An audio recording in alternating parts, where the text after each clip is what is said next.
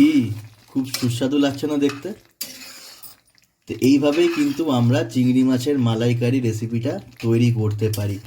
খুবই সুস্বাদু আর বাঙালিদের তো একদম খুবই প্রিয় আর মুখরোচক খাবারের মধ্যে অন্যতম। আর চিংড়ি মাছ তো বাঙালি মানে চিংড়ি মাছ তার সবারই খুব পছন্দ। তো রেসিপিটা দেখার জন্য ভিডিওটা শুরু থেকে শেষ অবধি অবশ্যই কিন্তু তোমরা দেখো, কারণ আমি তোমাদেরকে খুবই সহজভাবে করে দেখানোর চেষ্টা করেছি, যাতে তোমরা বাড়িরই উপকরণ দিয়ে তোমরা খুবই সহজে এই মালাইকারি রেসিপি তোমরা তৈরি করে নিতে পারবে। তো চলো এবার আমরা ভিডিওটা শুরু থেকে শুরু করি। চিংড়ি মাছের রেসিপি তো তোমরা অনেকেই খেয়েছো। তো আজকে আমি যেভাবে চিংড়ি মাছের রেসিপি মানে বিশেষ করে আমার মতন করে আজকে তোমাদেরকে একটা রেসিপি আমি করে দেখাচ্ছি। আজকে আমি তৈরি করব চিংড়ি মাছের মালাইকারি। তো আমি ডাইরেক্ট রেসিপি থেকেই আমি শুরু করছি, কাটা থেকে সমস্ত প্রসেস তোমাদেরকে আজকে আমি দেখাবো, যাতে তোমরা যদি আগামীতে করতে চাও আমার ভিডিও দেখে, তাহলে যাতে তোমাদের সমস্ত কিছু বুঝতে সুবিধা হয়। তো এই রেসিপির কিন্তু আমি কোনো উপকরণ দেখাবো না, আমি রান্না করতে করতে তোমাদেরকে সমস্ত কিছু বলে দেবো। তো আমি এখানটাতে প্রায় আধা কিলো মতন চিংড়ি মাছ আছে। এরকম মিডিয়াম সাইজের আমি চিংড়ি মাছ আমি কিনে নিয়েছি। এই চিংড়ি মাছগুলোকে এবার তোমাদেরকে আমি কেটে রেডি করে দেখাবো। আমি একটা রেডি করে দেখাবো, বাকি তোমরা নিজেদের মতন করে তোমরা করবে, কারণ বেশি সবগুলো করে দেখালে পরে ভিডিও বড় হয়ে যাবে। তো সবার আগে আমি এই শুলটাকে কেটে দেব।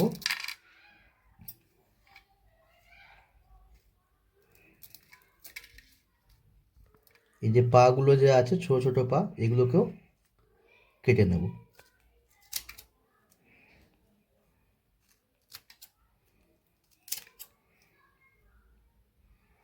তোমরা চাইলে পরে পুরো খোসাটাকেও ছাড়াতে পারো, কিন্তু আমি এখানে পুরো খোসা ছাড়াবো না। তোমাদেরকে সুন্দর করে করে দেখাচ্ছি, তোমরা দেখো, তোমাদেরও ভালো লাগবে। এখান থেকে আমি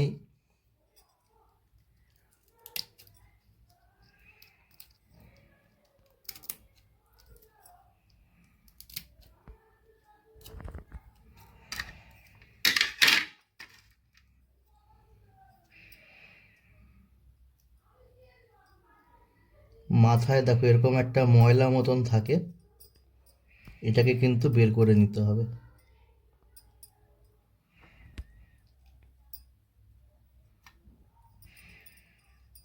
এটাকে কিন্তু ফেলবে না, এটা হচ্ছে মাছের ঘিলু। এটা ফেললে পরে সব স্বাদ চলে যাবে, কারণ এটাতে খুব সুন্দর একটা স্বাদ দেয়।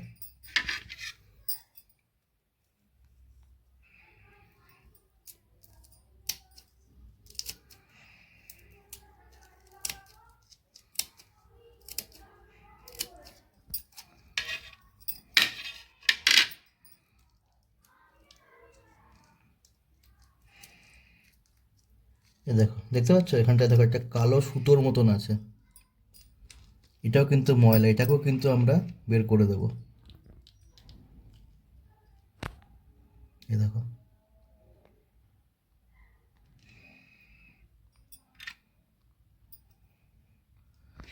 আর এই লেজের এখানে যে একটা ছুচলো ভাব আছে, এটাকেও কেটে দেবো। এটাকে কাটলে পরে মাছটা খাবার সময় খুলে খেতে সুবিধা হবে। ব্যাস, এভাবেই তোমরা প্রত্যেকটা মাছকে ভালো করে কেটে নিতে পারো। মাছ আমাদের ধোয়া হয়ে গেছে, এবার এই মাছটাকে আমি করব ম্যারিনেট। তো সবার আগে আমি হলুদ গুঁড়ো দিয়ে দেব,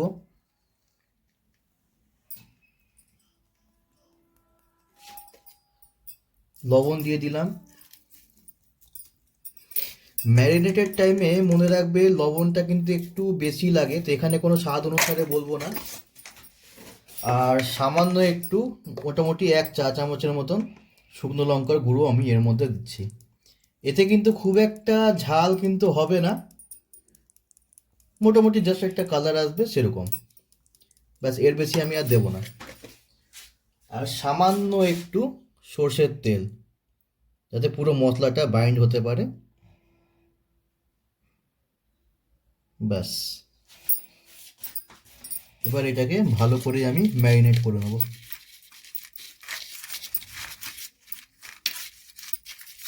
আমি এরকম করে একটা প্লেন প্লেটের মধ্যে আমি ম্যারিনেট করছি, তোমরা তোমাদের যেরকম সুবিধা হবে তোমরা সেরকমভাবে করতে পারো। আর এই ম্যারিনেট যখন করবে তখন যে চিড়া যে লাগানো আছে এর ভেতরেও কিন্তু ভালো করে ঢুকিয়ে দেবে।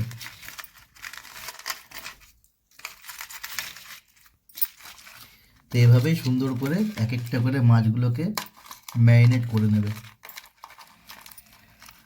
আর মাছগুলোকে ম্যারিনেট করে মোটামুটি 10 মিনিটের মতন রাখলে পরে খুব ভালো হয়। যদি তাড়া থাকে তাহলে 5 মিনিটের মতন রেখেও তোমরা কিন্তু ভেজে নিতে পারো। আর এই রেসিপিটা কিন্তু সম্পূর্ণ সর্ষের তেলেই হবে। এই রেসিপিতে কিন্তু একটা খুব ভালো টিপস তোমাদেরকে দেবো, টিপস ঠিক না, একটা মশলারই একটা টুইস্ট দেবো, যেটা তোমরা দিয়ে পরে আরও সুস্বাদু করতে পারো।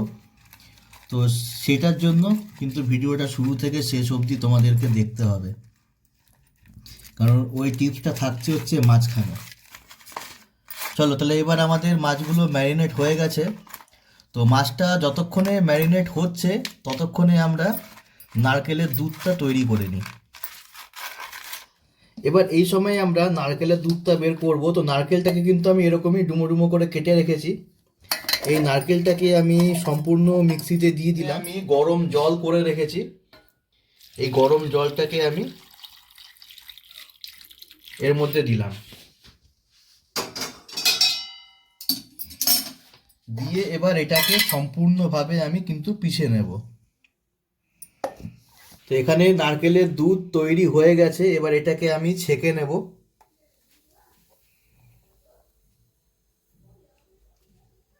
এটাকে ছেঁকে নেবে।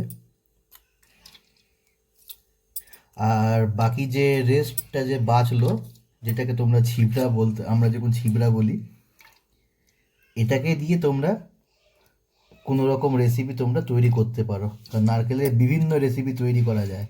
এই যেখানে নারকেলের দুধ কিন্তু রেডি হয়ে গেছে, খুব একটা বেশি ঘনও না বা খুব একটা বেশি পাতলাও না।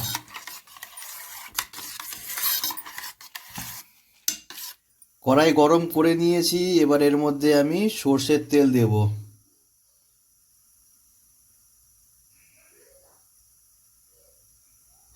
তেল গরম হয়ে গেছে, এবার আমি আঁচটা কমিয়ে নেব। আঁচটা কমিয়ে নিয়ে একটা একটা করে চিংড়ি মাছগুলোকে ভেজে নেব। এরকম করে একটা একটা করে।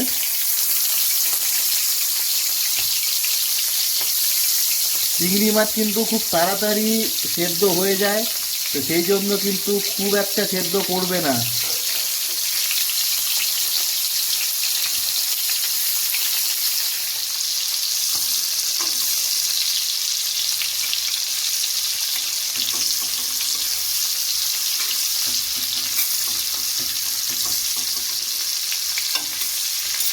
মাছ আমাদের ভাজা হয়ে গেছে, এর বেশি কিন্তু ভাজবো না, কারণ এই মাছটা কিন্তু আবার কোকোনাট মিল্কের সাথেও কিন্তু মাছটাকে ভাজতে হবে,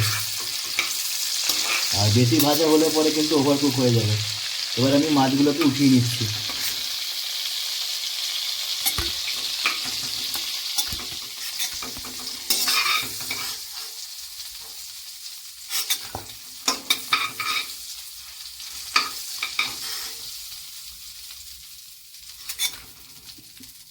এবার আগামী প্রসেস তোমাদেরকে দেখাচ্ছি।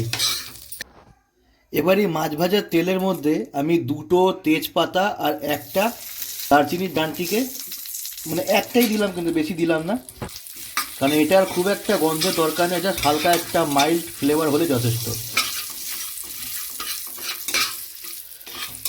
আজ কিন্তু আমাদের কমানোই আছে। এবার এর মধ্যে এখানটাতে আমি মিডিয়াম সাইজের 3টে পেঁয়াজকে আমি ভালো করে পিষে রেখেছি, এই পেঁয়াজ বাটাটাকে এর মধ্যে দিয়ে দিলাম।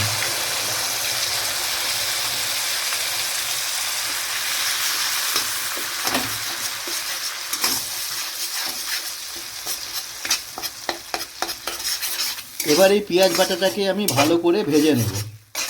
আমি পেঁয়াজটাকে আস্তে আস্তে জলটাকে আমি রিডিউস করব, কারণ আমার এই পেঁয়াজের জলেরও কোনো দরকার নেই।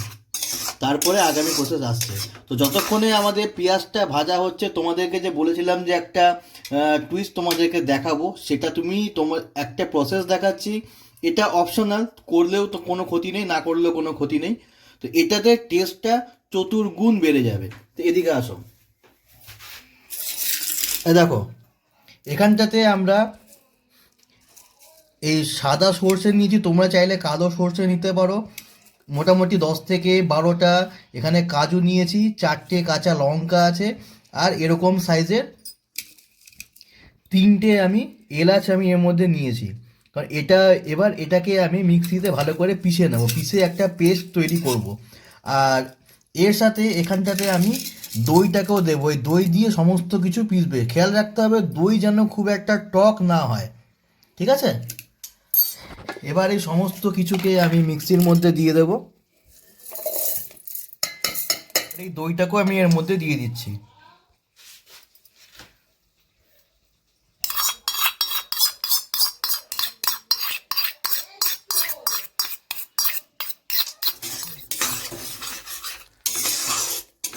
তো পেঁয়াজ ভাজা হচ্ছে, এই পেঁয়াজের জলটাকে আরও বের করার জন্য আমি এর মধ্যে এবার দেব পরিমাণ মতো লবণ।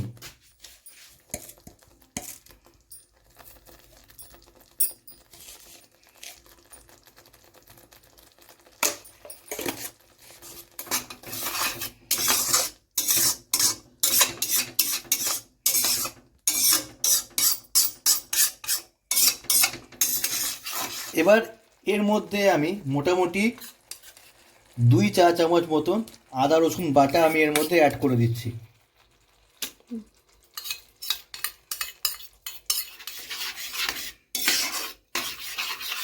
এবার এটাকে খুব ভালো করে আমরা ভেজে নেব। আর আমি কিন্তু লো ফ্লেমেই এখন অবধি করছি, তো তোমরাও লো ফ্লেমেই করবে, যাতে সম্পূর্ণ জিনিসের কাঁচা গন্ধ যাতে চলে যেতে পারে। এই সময় এর মধ্যে আমি 1/2 চা চামচ মতন হলুদ গুঁড়ো অ্যাড করে দিলাম।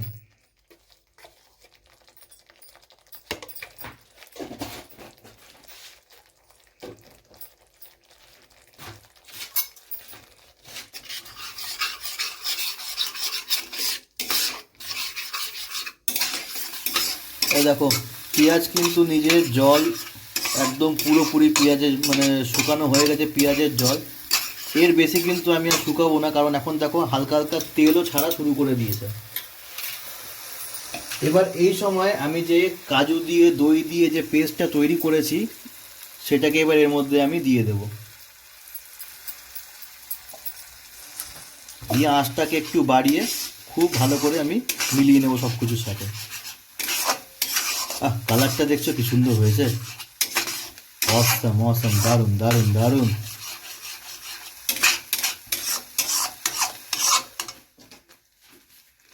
এবার আমি এর মধ্যে মোটামুটি 1 চা চামচের মতন শুকনো লঙ্কার গুঁড়ো কিন্তু আমি এর মধ্যে অ্যাড করব।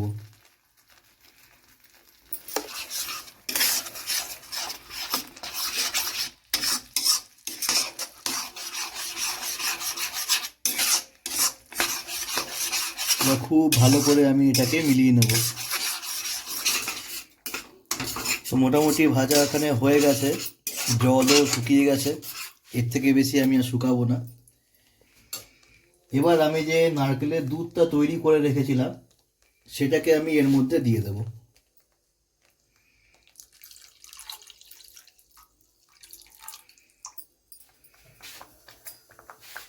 আর এর সাথে এর মধ্যে আমি গরুর দুধের আমি ক্রিমটা এর মধ্যে দেব।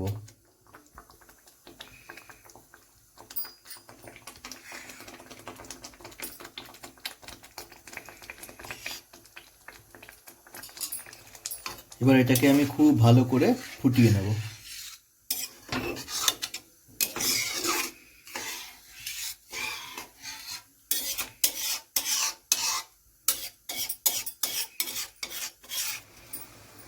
এবার এই সময় আমি এর মধ্যে আধা কাপের মতন যে আমরা বাড়িতে যে রেগুলার কাউ মিল্ক খাই, সেই দুধ আমি এর মধ্যে দিলাম। দিয়ে এবার এটাকে সম্পূর্ণটাকে আমি ভালো করে ফুটিয়ে নেব। জলটা যখন ভালো করে ফুটে যাবে, সেই সময় আমি এর মধ্যে মাছগুলোকে দেব। এবার এর মধ্যে আমি আধা চা চামচের মতন চিনি অ্যাড করলাম। তোমরা চাইলে চিনিটাকে নাও অ্যাড করতে পারো তোমাদের ইচ্ছে, কিন্তু আমি আমার চিনিটা দিলাম। এবার এর মধ্যে আমি ভাজা মাছগুলোকে দিয়ে দিচ্ছি, আর এর সাথে এই যে মাছ ভাজার যে তেলটা যে এসছে এটাকে এর মধ্যে দিয়ে দেবো, পুরো ভালো করে কেখে দিয়ে দেবো। এবার ভালো করে এটাকে আমি সব দিক ছড়িয়ে দেব।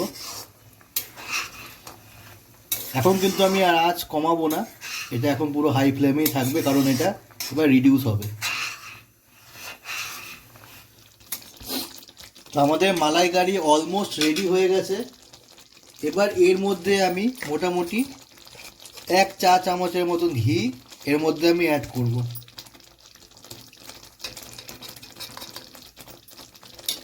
আর তোমরা চাইলে এই সময় গরম মশলা দিতে পারো, কিন্তু আমার গরম মশলার স্বাদ খুব একটা ভালো লাগে না বলে আমি গরম মশলা দিচ্ছি না। তোমরা চাইলে একবারে গরম মশলা এর মধ্যে দিতে পারো। এবার এই ঘিটার সাথে খুব সুন্দর করে ভালো করে আমি মাখিয়ে নেব। মাখিয়ে নিয়ে একবার ফাইনাল চেক করে নেব যে নুন মিষ্টি সব কীরকম কী আছে। ব্যাস, আমাদের এবার চিংড়ি মাছের মালাইকারি রেডি। তা আমাদের রেসিপি কমপ্লিট হয়ে গেছে। আমি টেস্ট করে দেখে নিয়েছি, খুব ভালো হয়েছে খেতে। লবণটা একটু লাগতো, আমি লবণটা আবার থেকে দিয়েছি। বাস, এর মধ্যে আর কিছু নেই, এর থেকে বেশি কিন্তু আমি শুকাবো না। তোমরা কনসিস্টেন্সি দেখে বুঝতেই পারছো আমি কিন্তু এটা থকথকেই করেছি আমি। ঠিক আছে, তো ভিডিও যদি ভালো লাগে বা আমার কাজ যদি ভালো লাগে তাহলে অবশ্যই চ্যানেলটাকে সাবস্ক্রাইব করে নোটিফিকেশান বেলটা অন করো, যাতে এরকমই বা এর থেকে ভালো ভালো রেসিপির ভিডিও সবার আগে যেন তোমরা পেতে পারো। আর ভিডিও যদি খুব ভালো লাগে তাহলে নিজের চেনা জানা বন্ধু বান্ধব সবার সঙ্গে রেসিপিটা বা চ্যানেলটাকে শেয়ার করতে ভুলো না। আর তোমরা যদি সাবস্ক্রাইব করো তাহলে আমি একটু উৎসাহ পাই, কারণ আমার চ্যানেলটা একটু গ্রো হতে সাহায্য হয়, এই আর কি।